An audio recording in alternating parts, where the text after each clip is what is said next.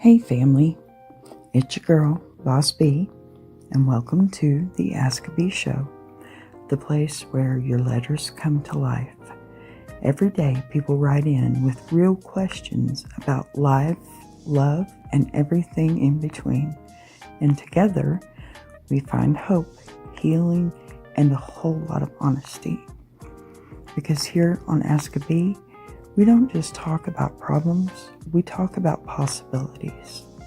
So grab your tea, open your heart, and let's buzz into today's letters right here on the Ask a Bee Show. Hello, people. I missed y'all. It's been so long since I've seen you. I feel like a stranger. Not really. Okay, so there is something about Thanksgiving week that, it hits different when life hasn't exactly been handing out easy days. Anyone can be grateful when the sun is shining, the bills are paid, the people you love are safe, and everything feels smooth. But the grown folks, truth, okay? The truth our community knows all too well is that gratitude becomes the most powerful when it feels the hardest to find. Today, that's what we're going to talk about. Not the Pinterest version of positivity, not the smile through everything nonsense people try to sell you, but the real life grown up lived in, sometimes tired, sometimes angry, sometimes overwhelmed gratitude that isn't pretty, but it's real. Now, here's what I know. Every single person watching right now is carrying something, maybe it's a financial stress, or maybe it's family tension, maybe it's grief, maybe it's exhaustion. It's the holidays, y'all. It's all of the above, right? Maybe it's just the weight of trying to hold everything together while still being the strong one for everyone else. And yet here you are, showing up, participating, being part of the community. You don't realize how many people never even make it that far. Showing up is a miracle in its own right. Got it? All right. So today, during this thankful week, we're not pretending everything is perfect. Of course, no days do we pretend, okay? We're not going to ignore the hard stuff. We're acknowledging it. We always do, and we honor it, okay? And then looking for the piece of light that still manages to break through the cracks, because that's what strength actually looks like. Not pretending, not faking, right? Not faking, but choosing. Hi, Nisi, plus sister. Amen. Me too, sis. Look here. I'm grateful for my family and my plus family. I am too. So very. Happy pre-Thanksgiving. I'll be here tomorrow. You can thank me then. Honestly, I love you, lady. Your whole family has just made it a whole different season for me. Seriously. Sorry, I forgot to push this out there, guys. Forgive me. It's been a morning already, and I need to y'all need to get out there and send us some emails and buy some stuff. Christmas is a great, great time for me to peddle these t-shirts, because let me tell you, that's what my family's getting. And I'm going to get a random amount of them because I'm going to pass them out. Here's the thing.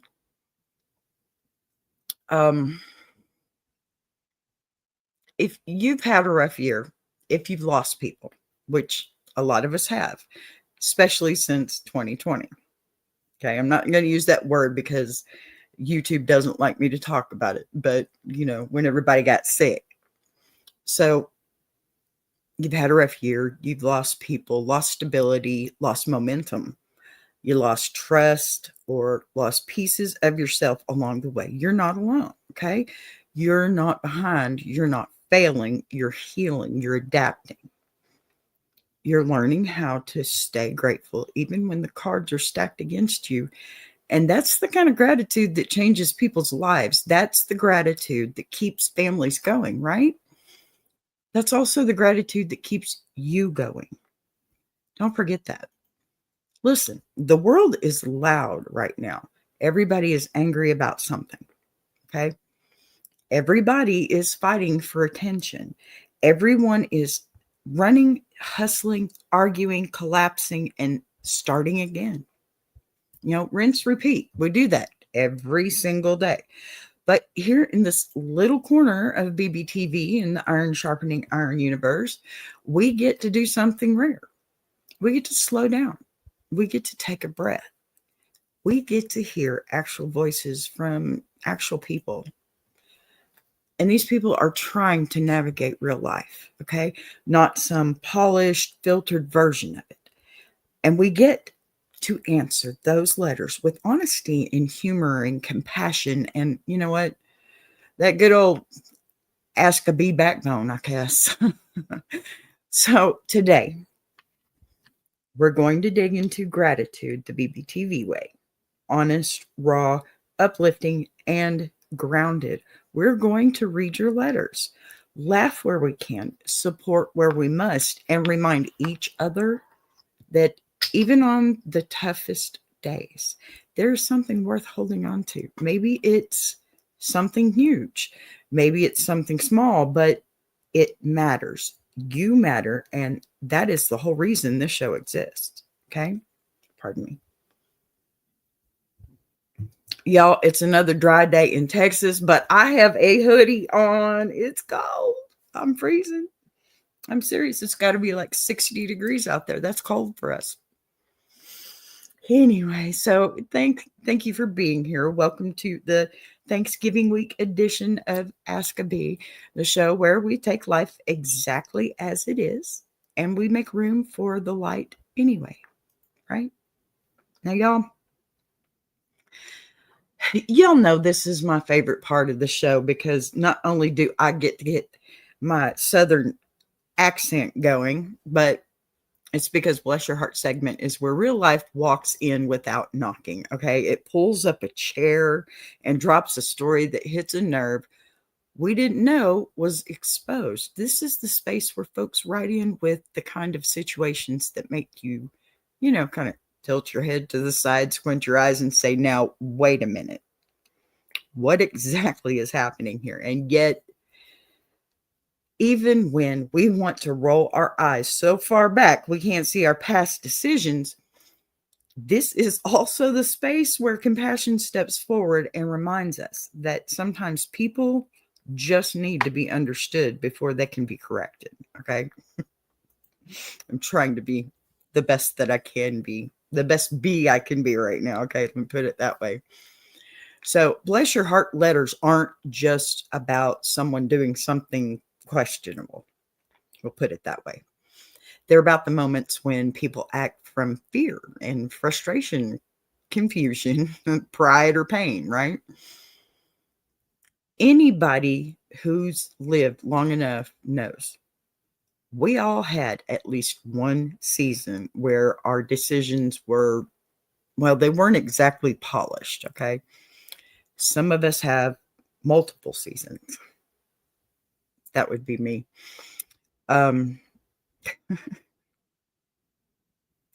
It's crazy. Some of us have a whole series with bonus episodes, but we don't judge here. Not in this segment, not in this show.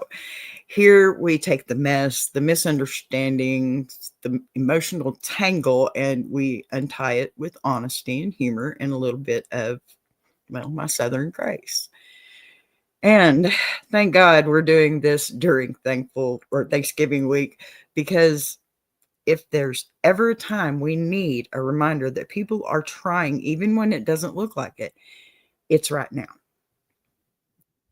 People are stressed, okay? They're doing the best they can with what they've got. And when what they've got is running on fumes, sometimes it kind of shows up in a way that it makes you want to set your phone down, or walk away from the computer, or walk to the other room, just scream into a pillow. But other times It creates a story worth sharing, maybe even on the front porch some night.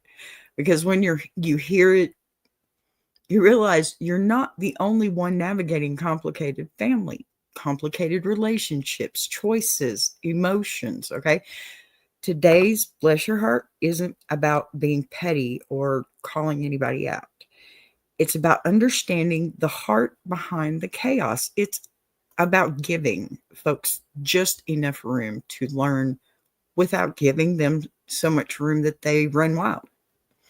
Now, it's also about remembering that sometimes a person's bless your heart moment is really just a cry for clarity and maybe a gentle reminder that love, boundaries, and common sense can all coexist. Okay. Let's get into this. It's Thanksgiving week. We're grounded, we're open, and we're ready. Bring me today's bless your heart letter. I promise we'll sort it out together. Now, I got to preface this a bit. And definitely get my jaws working because let me tell you, this is going to be one of my favorite letters. Now, not too many people know that once upon a time I lived in Louisiana for about 6 years. And unfortunately, when you're moving from one southern state to another, you tend to grab the dialect and hold on to it for dear life when you go somewhere and have that culture shock. So if I start sounding a little bit like a Cajun, it's because this is a little bit like a Cajun letter. Okay. And I love my raging Cajuns, so don't get me wrong here. But I'm going to tell you, I know what all these words mean, even if you don't. If you want to know what it means, put it in the comments. I will definitely try and answer it for you. All right, here we go. It's a term of endearment. Let me just put that out there. The very first word is one that probably only people in Louisiana know, and it's shat. Okay, it's a term of endearment. It's like saying baby. Okay, except for they say bebe. Never mind. Shat. Let me tell you something before my head pops like a crawfish boiler left too long on the fire. I've seen that. I'm an old Creole man from down in Terrebonne Parish. Been there. Born with one hand in the gumbo pot and the other holding somebody's secret. I done lived through hurricanes, heartbreaks, and 3 marriages that all ended with a suitcase flying off the porch. I heard it. Here it comes. But somehow, none of that ever got me as twisted up as what my youngest boy just pulled on me this week. See, now that boy of mine, 32 years old and built like a refrigerator, decides he's going to show up at my house unannounced, looking like he hasn't slept since the Saints' last winning season. I wasn't laughing, I swear. He busts through the door talking a mile a minute about how he's finally taking control of his life. I say, well, good, baby, because last time you took control, you ended up living in your cousin's boat for 6 months, laughing at pelicans. I know somebody like that. But he don't hear me.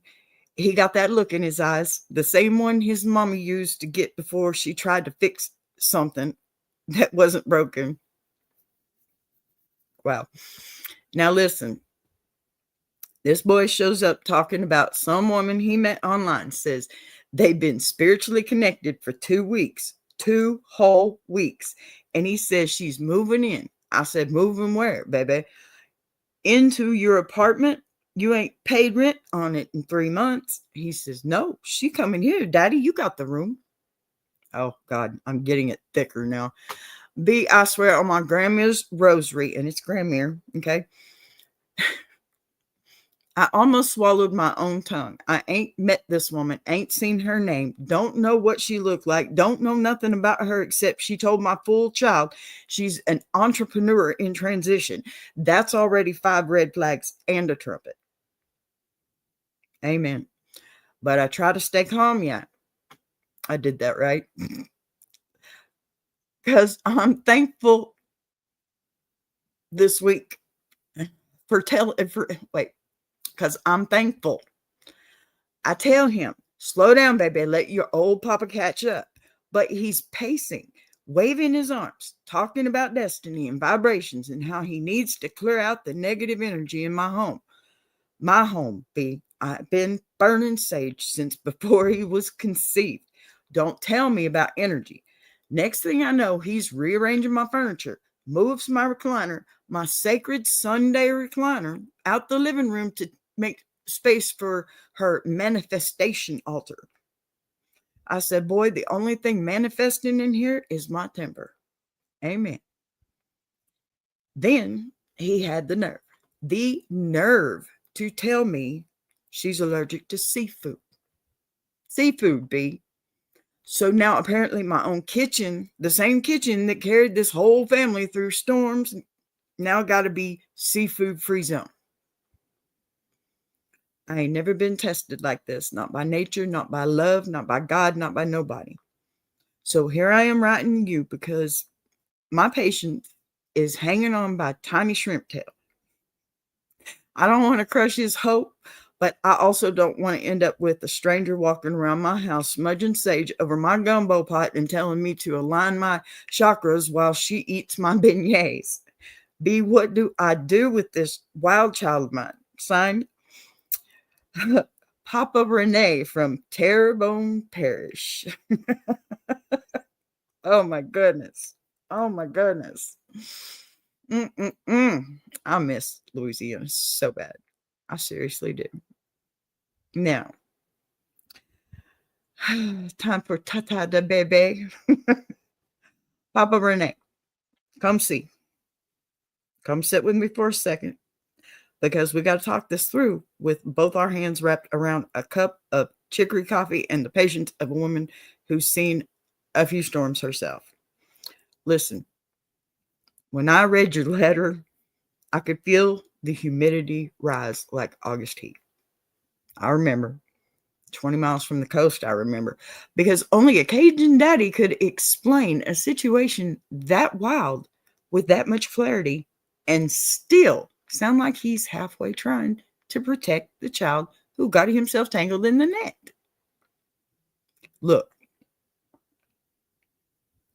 I'm going to tell you the truth the way somebody told it to me once. And I can tell you, it was a Cajun. Sometimes life doesn't test our faith. It tests our furniture. Okay. And your boy, he done tried to relocate the holy recliner like it was a folding chair at a crawfish boil. That alone, Shy, that alone tells me we're dealing with a man who's emotionally spinning like a ceiling fan. Okay. With 3 loose screws and 1 blade missing. But I also hear the part of you that's trying to understand him because of daddy's heart, especially a Cajun daddy's heart, always tries to make room, even when the room is still full, right? Let's talk about this woman. Oh, wait, maybe I better have a drink. Don't worry, no alcohol. I don't do that.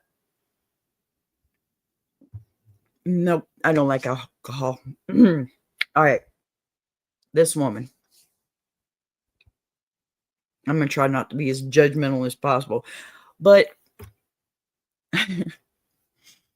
in a let's look at reality the same way we look at the tide. If it's rising too fast, something's off kind of way.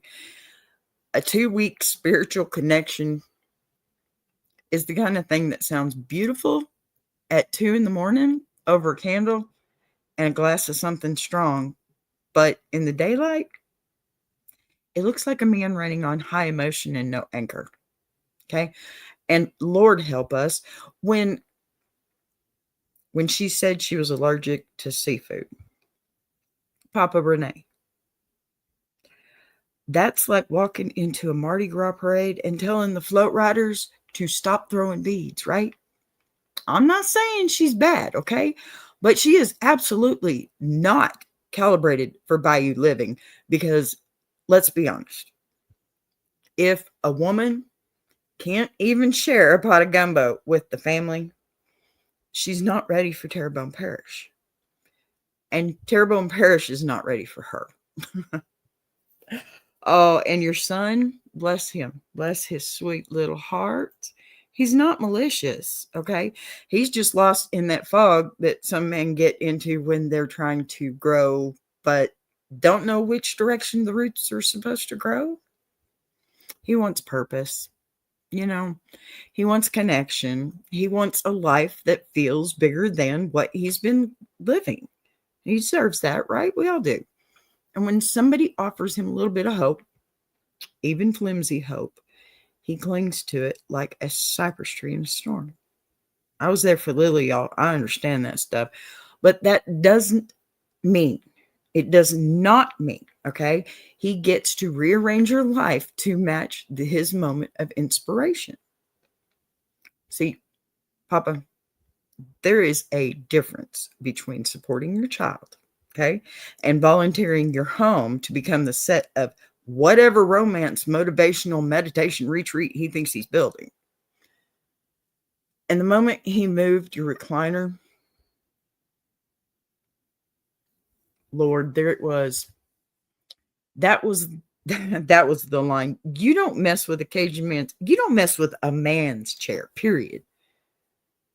And definitely not a spicy Cajun man, okay? That's sacred ground. That's Sunday territory. That's generational property rights, okay? But here's where the wisdom comes in, I hope. You don't have to break his spirit, okay? You just have to redirect the boat before it steers right into your porch. You look at that boy with all the calm your years have earned you, okay? And you tell him flat out, maybe Papa loves you, okay? Papa wants you to be happy, but Papa's house isn't, it's Papa's house. It isn't a love shack, right? If you want to build a life with this woman, you need to build it from your own foundation, not rearrange mine, okay? And you say it once, not loud, not angry, just firmly, like the way Bayou folks talk, okay? When we already made up our minds, yeah. So, because deep down, he doesn't need permission to bring her into your home. He needs permission to stand on his own 2 feet and figure out who he is outside of your walls. He can't start a new life by borrowing yours. And when it comes to your kitchen, you don't negotiate with anybody who tries to restrict a Creole kitchen unless it's for medical survival, okay? Even then, it better come with a doctor's note, a diagnosis, and a backup plan, because no woman who has not earned her place in your family gets veto power over the heart of your culture, okay? If if she can't handle shrimp, then she can handle distance until she finds her bearings. So, Papa Renee, bless your heart for holding it together this long, okay? You're not wrong. You're not being unfair. You're not being stubborn. And you're definitely just being a father with boundaries, okay? A man with a home full of history and a cook with a, you cook with a gumbo pot that has fed generations. Your son can dream. He can love. He can chase enlightenment all the way down to the bayou. But he cannot bulldoze Papa's house in the process, okay? Guide him gently, but hold your ground firmly. Because at the end of the day, even the wildest child knows where home is, right? And that home stays standing because the people in it know exactly who they are, right? You got this, Papa. You got this, man. You got this. Oh my goodness. Yeah, that one deserved some attention, because you know what? I think we've all had that. We don't have to be Cajun to have those kind of situations. And I can't stress it more that he needs to learn how to live, how to be him before he starts trying to be somebody else's him, If that makes any sense. I don't know if it does, but We all become somebody's something when we get into a relationship or a new family. You know, I, I'm the daughter-in-law or I'm the sister-in-law. You get different labels, and sometimes you just gotta pick and choose what you can say and do. But I think y'all got this. I think it'll be okay. I think you need to stand your ground for sure, and I think Honey Pie needs to find himself his own place or pay up on his rent, maybe. Yeah. Yeah, tell him B said do it, Shy. Okay? All right. All right, y'all. We are going to have our gravel road letter now. I wish I had found a funnier one, but I didn't. Because, yeah, this one, it may be because it's the holidays, it kind of feels a little bit heavier. Maybe not. We'll see. You let me know. Now, it really amazes me how life can swing from laughter to reflection, in the space of a single breath. 1 minute we're talking about a Cajun daddy defending his recliner like it's the last piece of land in the bayou. And the next minute we're reminded that not every path we walk is paved smooth, right? Some of them are rough, uneven, uncomfortable, in the valley, on the top of the mountain, the kind where every step it kicks up dust and memories, right? And things we thought we were done with. Well, that's exactly what we have the gravel road segment. Sometimes you think you're done and it's just not done yet. So because the gravel road letters aren't the funny ones and they're not the easy ones, these are the letters that come from the heavier corners of life.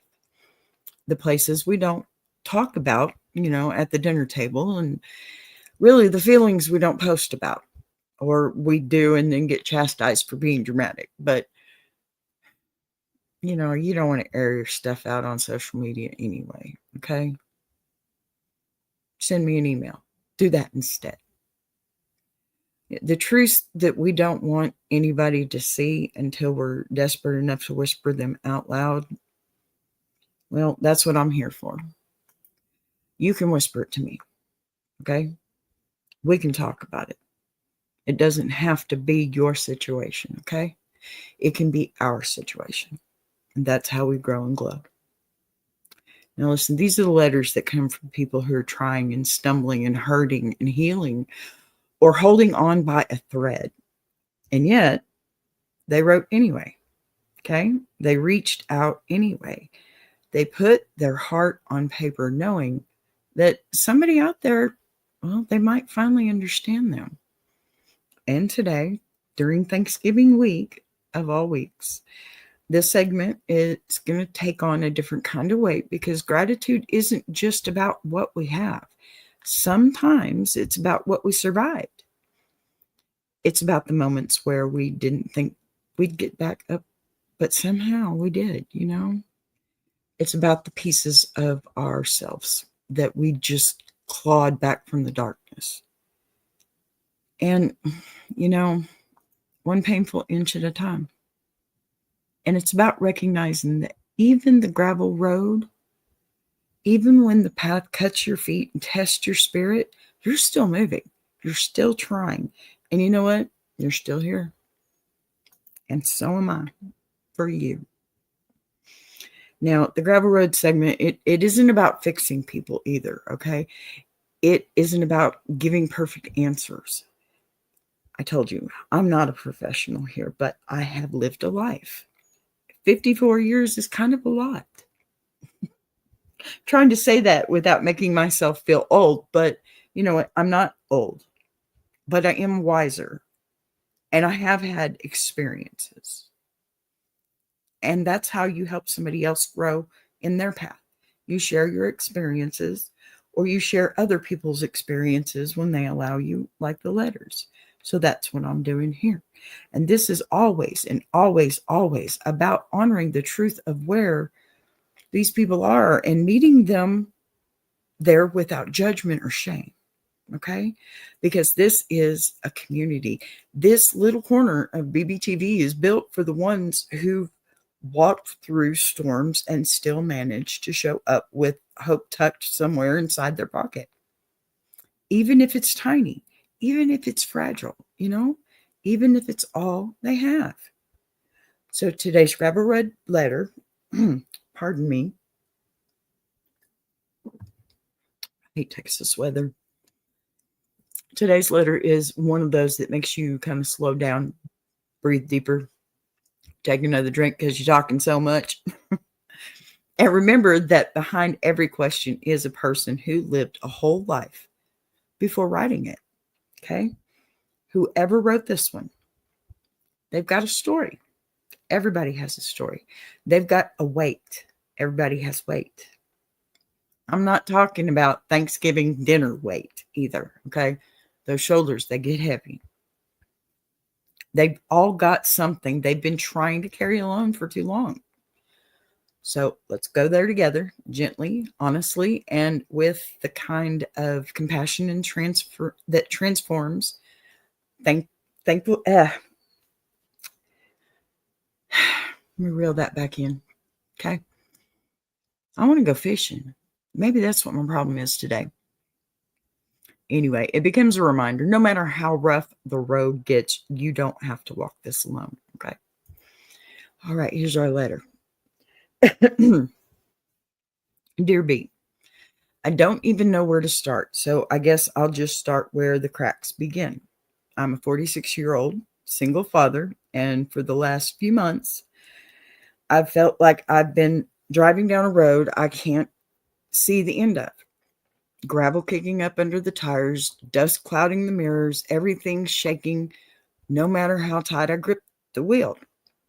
I've always been the steady one, the reliable one, the one who handled things without complaining, because I was raised to believe that if you're the man of the house, you carry the weight quietly. You carry the weight quietly, so nobody else has to feel it. But somewhere along the way, the weight I was carrying started feeling like it was carrying me. I've got a teenage daughter, smart, stubborn, brilliant, and a little too much like me for her own good. She's been struggling in school, struggling socially, and struggling with trusting me enough to tell me what's really going on. Ever since her mom left 2 years ago, it's been like she built a wall brick by brick, and I've been trying everything, talking, grounding, giving space, losing sleep, praying, begging, learning to braid hair badly just so she'd let me sit close to her, and still it feels like I'm always one wrong word away from her shutting me out completely. And I know she's hurting. I know she's angry. I know she didn't choose any of this, but watching your own child hurt and not being able to fix it is a kind of helplessness I wasn't prepared for. Then there's my job. I've been with the same company for 11 years. 2 months ago, they cut my hours. Last week, they cut them again.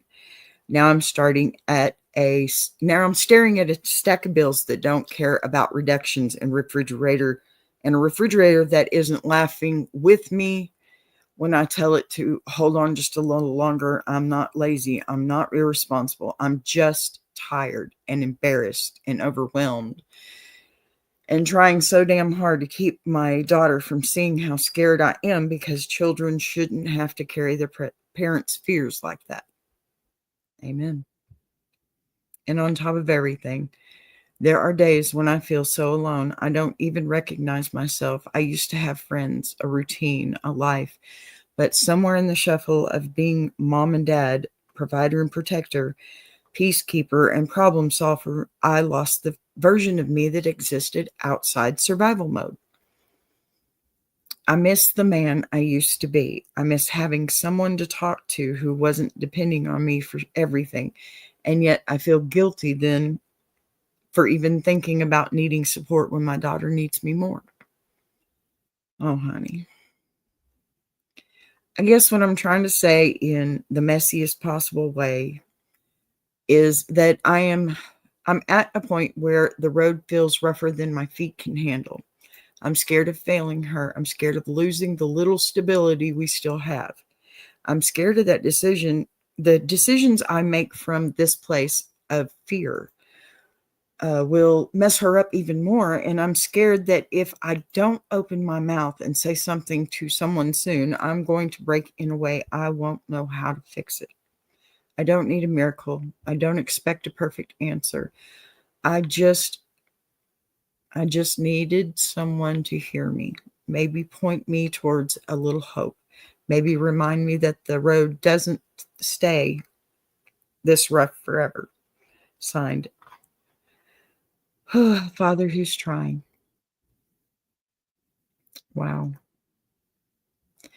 Now, that's one of those letters you got to take a deep breath before you can look into it, before you can even begin to try and find an answer that's worthy. And I'll say it again. No, I am not a professional. I'm no counselor. I don't have a license for anything. But honey, let me tell you, you're going to be all right. Okay? And I just want to commend you for being that father who's trying. Don't give up. You're almost there. I promise. Before anything else, I want to say this, okay? I really need you to hear this one truth straight and clear. You're not failing. You're not falling behind. You are not weak. You're definitely not a bad parent. A bad parent doesn't try, okay? A bad parent just doesn't try. And you, my friend, are doing that. Not only in your everyday actions, but by writing to me right now. You said you felt like you were going to explode. Guess what? You don't have to now, because here we are. I know you're a man carrying a load that would have probably snapped the spine of somebody with half your heart. And the only reason the road feels this rough is because you've been holding everything together. Okay? And for so long that without one single place to set any of it down, I know you're tired. Anyone who has walked down a rough road knows that the pain doesn't come from the distance, okay? It comes from never getting the chance to rest your feet. Let me tell you something else. Listen close. The fact that you wrote this letter at all tells me you haven't lost yourself either. Men don't write letters like this. Men, they're just done, They write them when they're fighting. They write them when they still believe their child deserves the best version of them, okay? Even when they can't find the strength to feel like that version exists anymore, they write them. When the heart is too heavy to carry alone, but loyal to drop, or too loyal to drop, you're not at the end of your story. You're at the hardest chapter of your rise, okay? Now, let's talk about your daughter, because that pain you described, that ache of watching her hurt while she refuses to let you in, that's one of the deepest ones a parent can carry, okay? Teenagers will run from the people they trust most because it's the safest place to express the pain. And they don't understand that pain. She's not shutting you out because she doesn't love you, okay? She's shutting down, not out, down, because she doesn't know how to navigate her own grief, her own anger, because she's got to be mad, her own sense of abandonment. It wasn't just you that was abandoned, it was her too. And while you may be able to process it better, she can't right now. That's what she's screaming silently. Okay? Her silence is not a rejection. It is a bruise, and bruises take time. But here's the piece you're forgetting. Okay? She doesn't need you to fix everything. She doesn't. She just needs you to be present. Okay? Be consistent and steady and, stubborn presence, okay, that keeps showing up whether she pushes you away or not. You said you learned how to braid hair badly, but just to get a moment close to her. Don't underestimate what that means, okay? Children remember those things. They do. They don't always show it, but they feel it. And as someone who has seen a lot of families break under less pressure than the two of you are facing right now, I can promise you this. What you're doing matters. Your daughter may not be talking to you, but she sees you. She sees your effort. She sees your struggle. And let me tell you, she most definitely sees your love. And that's shaping her more than, any perfect speech could. So let's talk about the job, the bills, the exhaustion. Pardon me. And the fear, I guess, too. Look, you're not lazy. You're not irresponsible. You're not falling apart.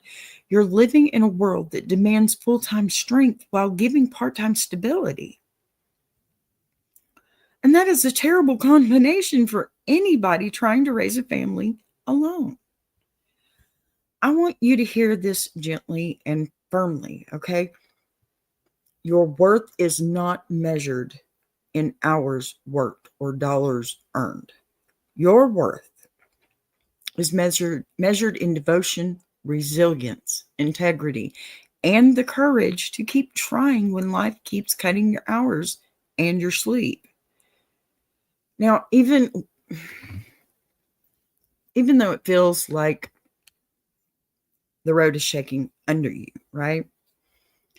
That shaking, it's not a warning. It's just a reminder.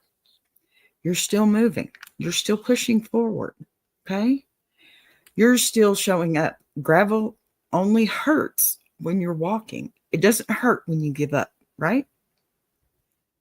Pardon me. Lips are dry. Nothing good is ever easy. Nothing good is ever easy. You haven't given up, right? Don't. You're right there. You're right there. There's about to be a moment of clarity, and you're right there. So, a father who's trying, here's the part I want you to breathe in. You don't have to be everything at once. You just have to be there. And you are. You're doing what you need to do, my friend. You are. That's what your daughter needs from you, okay? That's what your life needs. That's what healing needs. Not perfection, not performance. Presence. It's easy. So what do you do next? Take one thing at a time. You look for small wins. You stop trying to act like you're made of steel, okay? Start treating yourself like a human, being who deserves support too. You find one safe person, a counselor, a mentor, a friend, someone who can give you the space you're trying to give your daughter. You let yourself breathe. You let yourself rest. You let yourself admit that life has been heavy without turning that admission into shame, okay? No shame. No shame. No regrets. You're doing your very best. And believe me, that's all anyone can ask of you, including yourself. And that's who matters most. You answering yourself in that moment, okay? Most importantly, you understand that this gravel road that you're on, it's not permanent. Gravel turns to pavement, remember? Hard seasons turn to calm. Girls who build walls eventually take them down piece by piece when they realize their father never left. Okay? Even when they tried to, you were there. And one day, maybe not today, maybe not tomorrow, but someday, very soon, she is going to look back at this chapter and understand exactly how hard you fought for her. She's going to see every sacrifice you made.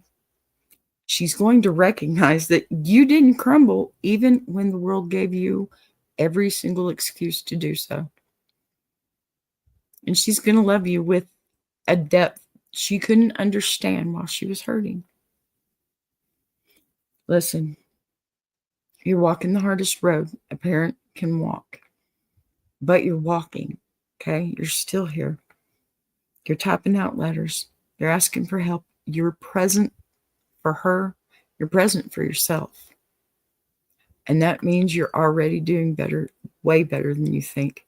Give yourself more credit, because that's your biggest failure right now. You're not giving yourself enough credit. That's the only failure as far as I'm concerned. Okay. All right, y'all. My goodness, that one was pretty heavy. You know, I think we've all had that similar situation with our kids. Kids, you know, they get to a certain age and they think that they know exactly what's good for them. And you know what? Unless we let them go and make their mistakes, they're never going to really figure that out. Now, are they? Your children have to learn from their own mistakes. Yes, they can learn from yours, but you cannot shove it in their face every time they make the tiniest mistake. You have to give them their space, and it's okay to ask for space and to give space, but don't lose the connection, because the two of you, that's all you have now. It's the two of you.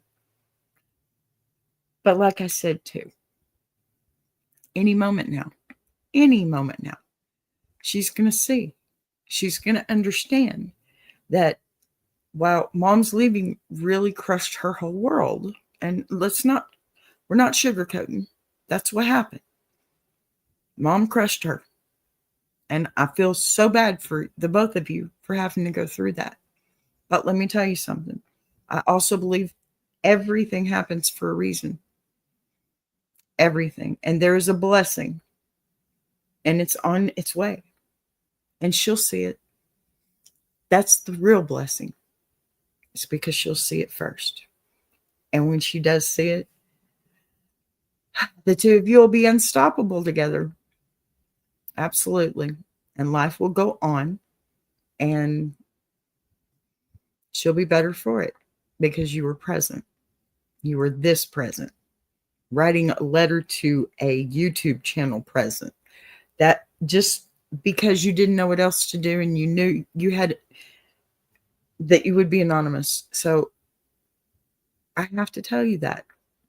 I am so proud of you for writing that letter and standing up for yourself and being present for not just her, but yourself. That's amazing.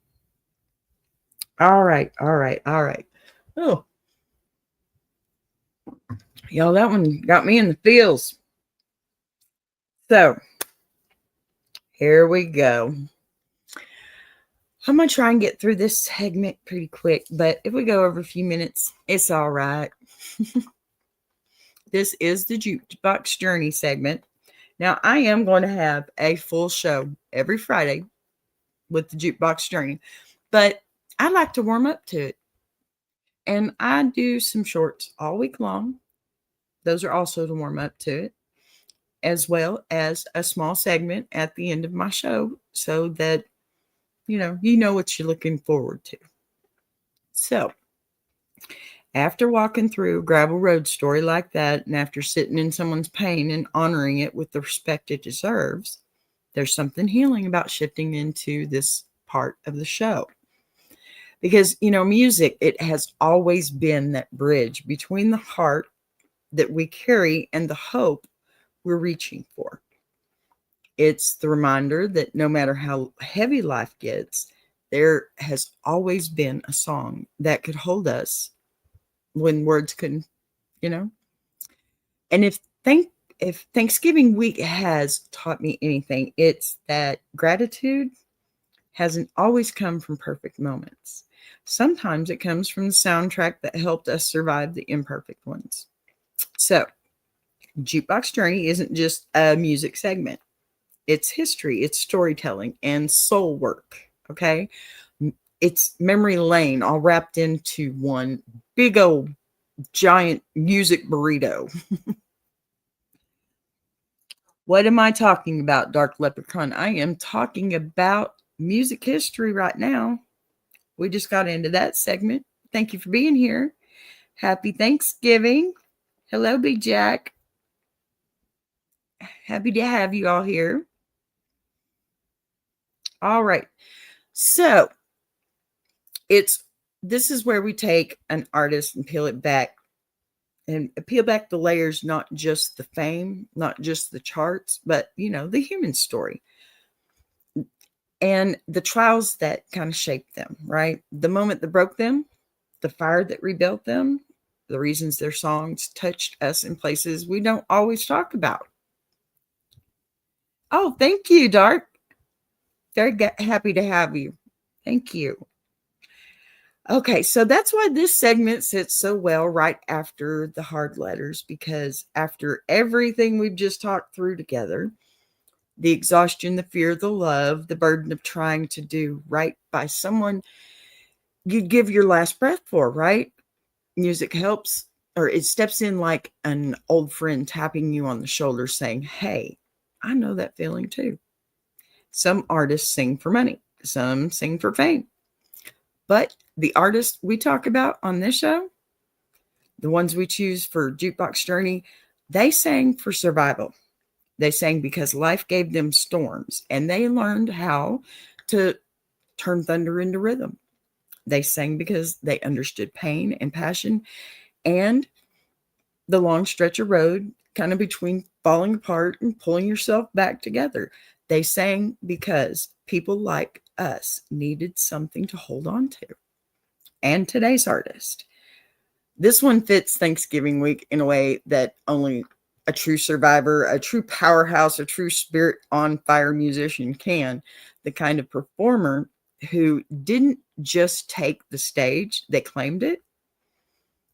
The kind of artist whose voice could slice through chaos and still carry grace. And also, the kind of icon who turned resilience into an entire era of music. So take a breath with me, shake the dust off of our shoulders from those letters, and let's step into a story that reminds us that strength sounds like, what strength sounds like when it's set to a melody, right? Let's take this jukebox journey together. Heart first, gratitude second, music all the way through. Okay. So we do have a letter today. I'm going to let this one out here real quick before we get into the real big stuff. Dear B, I've watched your Jukebox Journey segments for a while now, and I love how you pull the story behind the music. Not just the charts and the fame, but the real heart of the artist. So for Thanksgiving week, I wanted to write in about someone whose music has carried me through more seasons of life than I can count. Mick Jagger. Right on. I'm 58 now, and I grew up in a house where music was the only thing my family didn't argue about. Same here.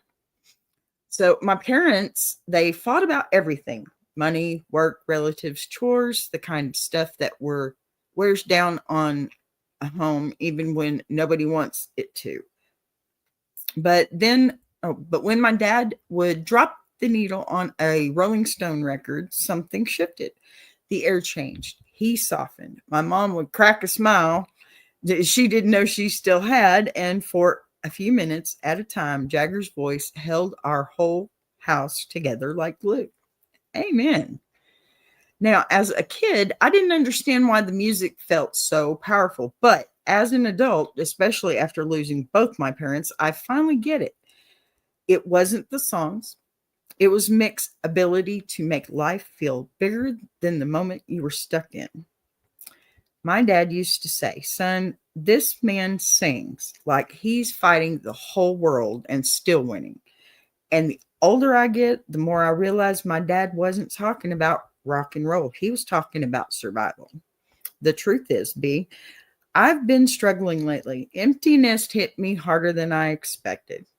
My daughter left for college last year, and even though I'm proud of her, the silence is in this house is louder than any guitar riff Jagger ever tore through. I used to have someone to cook for, someone to pick up after, someone to worry about in the way only a parent can. Now I'm learning how to exist in a space that feels so too big for just me. And last week, when the loneliness crept in again, I dug out my dad's old vinyl, the one he played until they had more scratches than shine. I put on "Gimme Shelter," and the moment Mick Jagger's voice hit that first line, it felt like I'd been plugged back into something alive. Not just memories, but energy, fire, a reminder that you can be shaken and still keep moving. I guess what I'm trying to say, B, is that Mick Jagger came back into my life exactly when I needed him.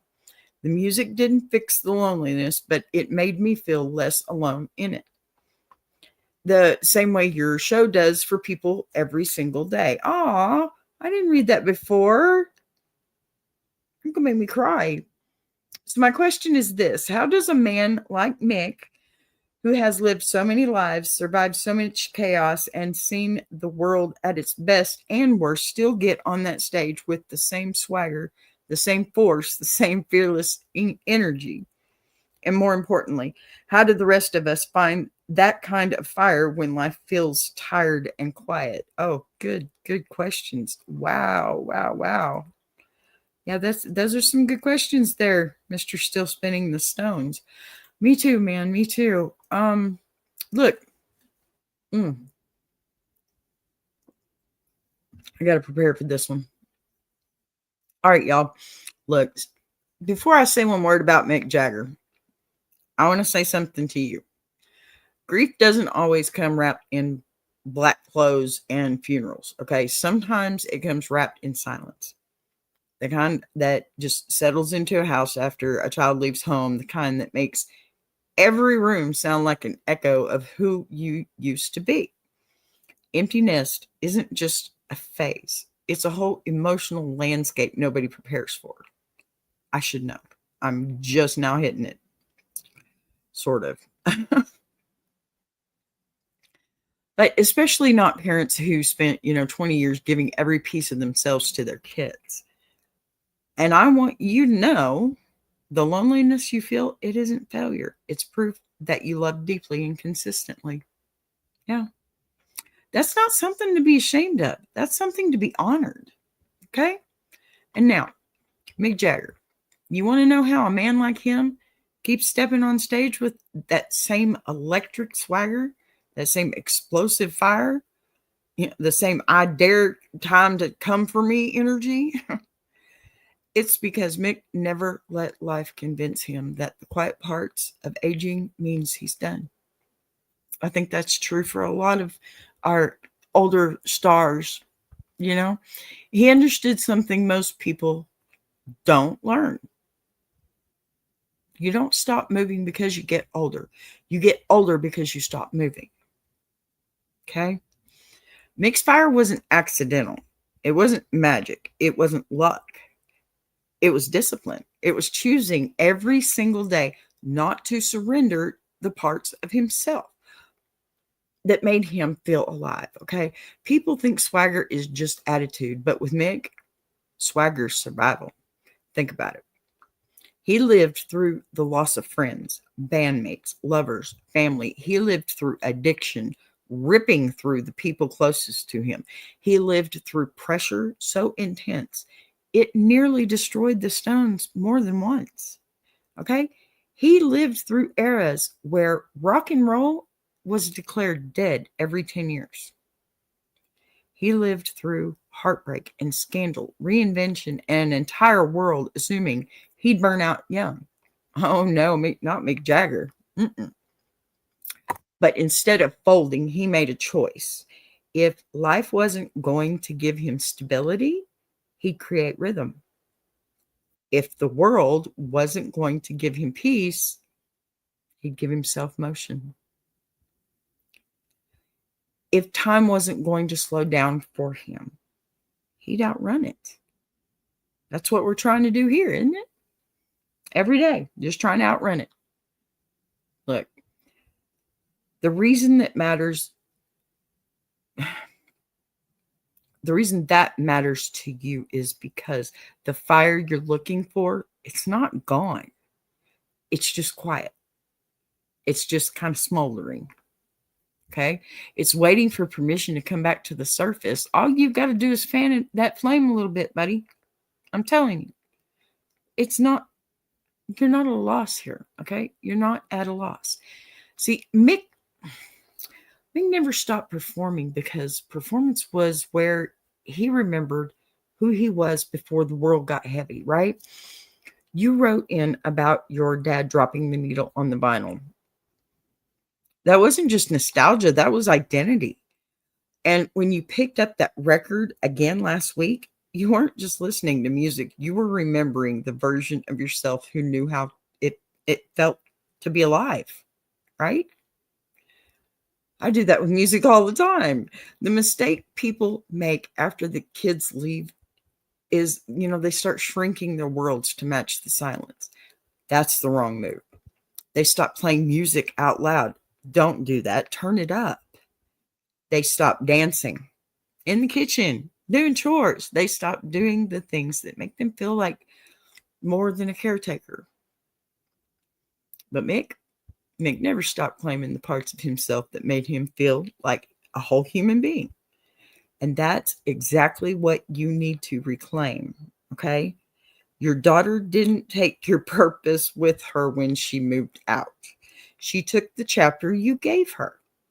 Now you get to write the next one. And if Mick Jagger can hit 80 and still move like a man who refuses to be dimmed, then you, with your heart still beating and your memory still singing, can absolutely find your fire again.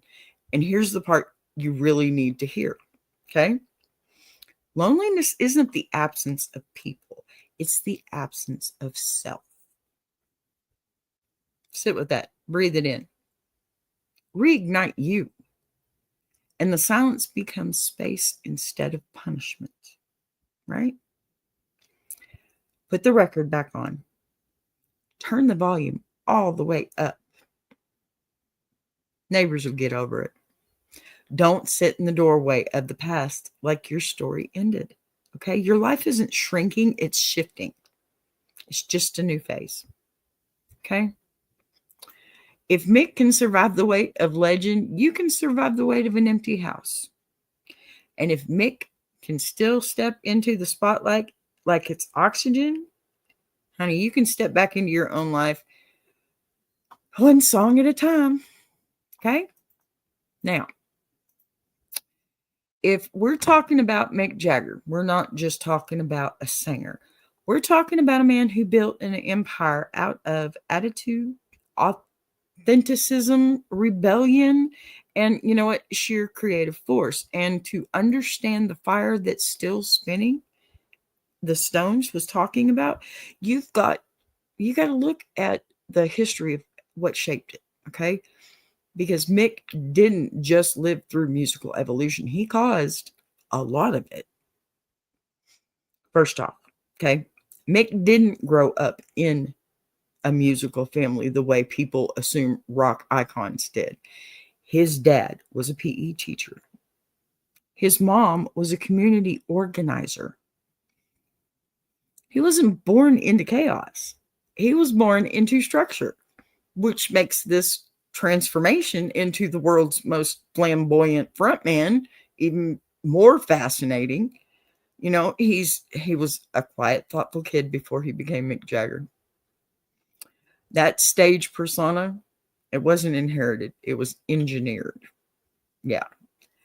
Most people don't realize Mick went to London, or the London School of Economics, pardon me, LSE, I believe is what it was called. London School of Economics. Economics, rock and roll. At least he knew how to make money at it, right?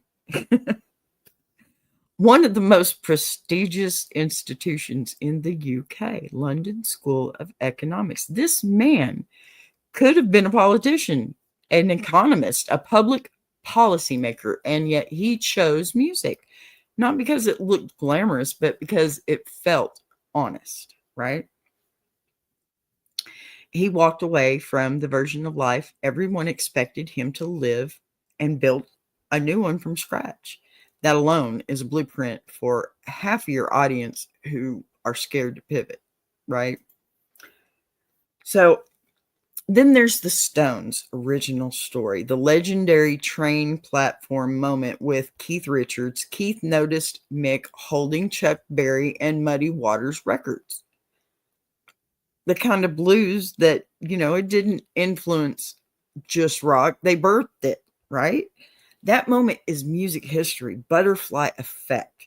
If Jagger had carried a different record or stood on a different platform, rock and roll might have taken a completely different shape.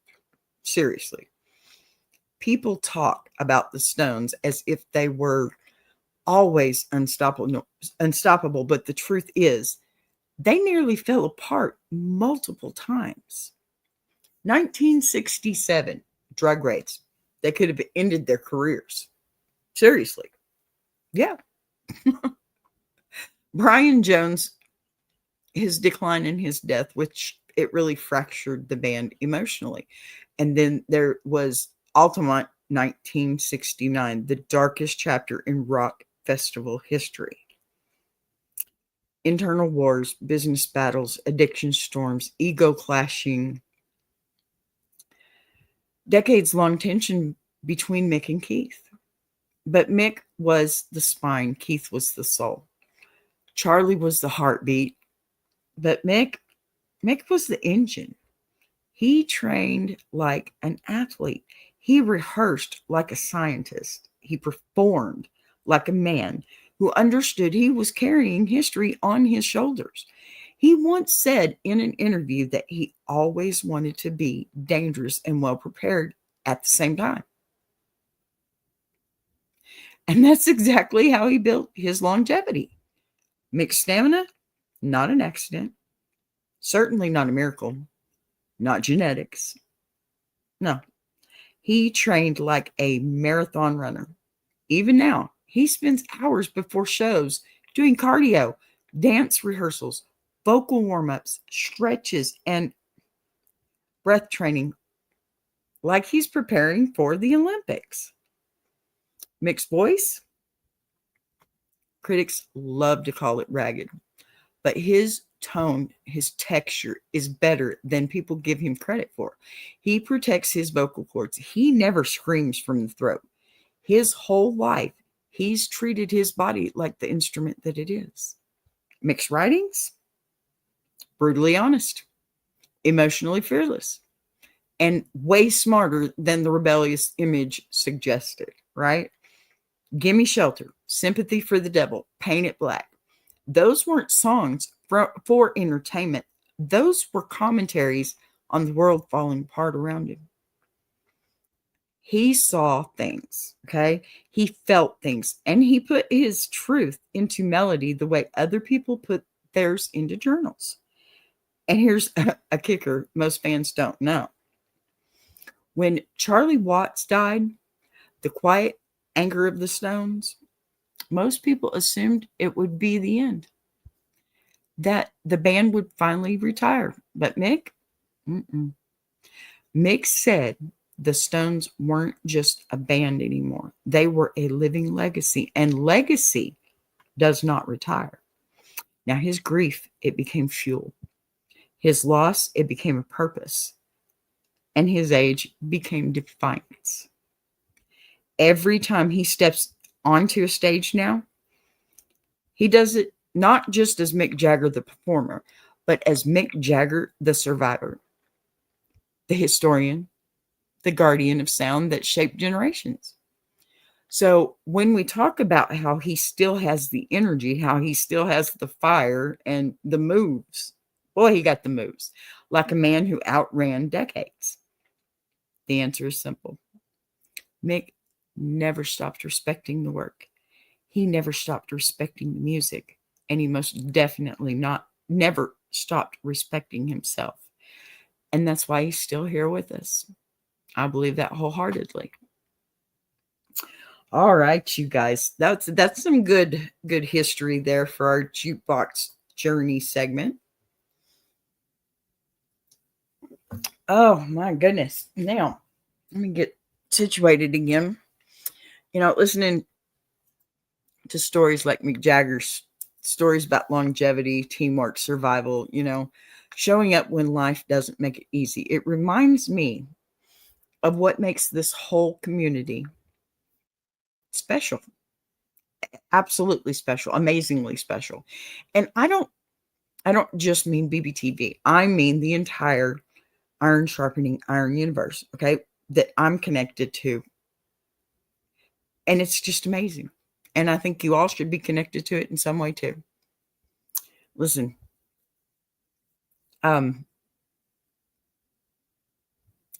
we have all kinds of different spin-offs that are just going crazy right now. Just like tonight is our Battle of the Sexes.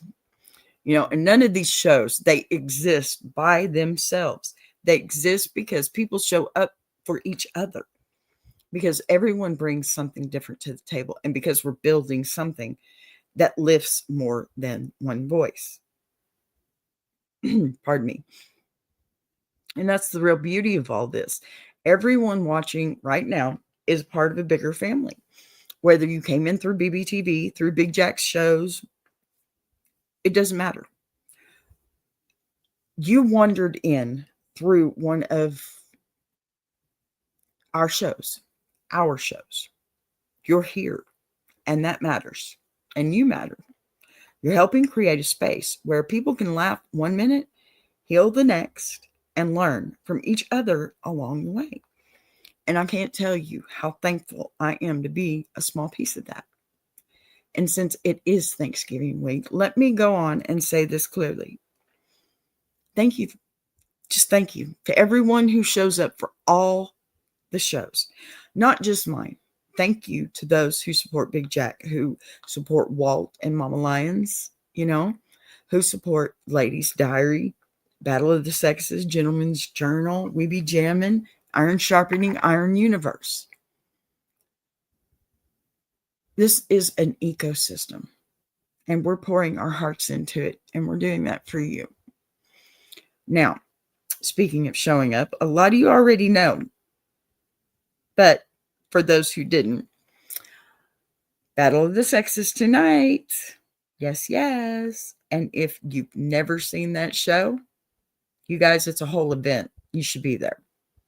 The debates, the jokes, the audience energy, the letters. Yes, we do letters there too. It's one of those places where everybody brings their A game. And I promise tonight will be no different.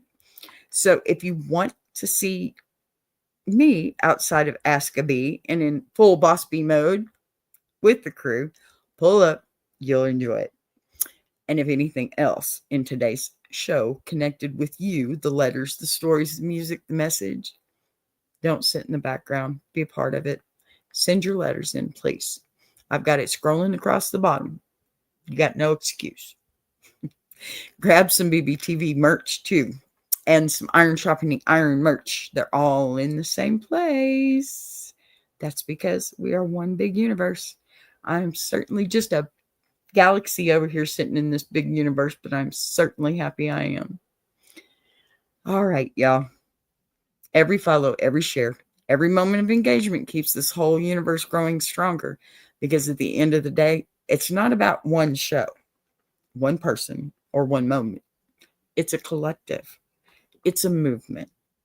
It's about a tribe of people choosing to grow and glow and show up for each other, even on the toughest days, even when Texas weather gets me. as we wrap up today's journey from the bless your heart chaos of Papa Rene to the deep heartbreak of our gravel road father, and, to the resilience and fire of Mick Jagger. There's a thread running through all of it, and the thread is this: life is not one note. It's not all heavy. It's not all funny. It's not all music. And it's not all pain, okay? It's woven, layered, messy, beautiful, frustrating, surprising, and somehow still worth getting up for every single day. And that's exactly what Thanksgiving week is about, at least mine. Gratitude isn't denial, it's awareness. It's being able to laugh. I see you tonight, Niecy. Love you, honey. I'm grateful in the ways I can be today. And if this episode showed anything, it's that strength doesn't have just one voice.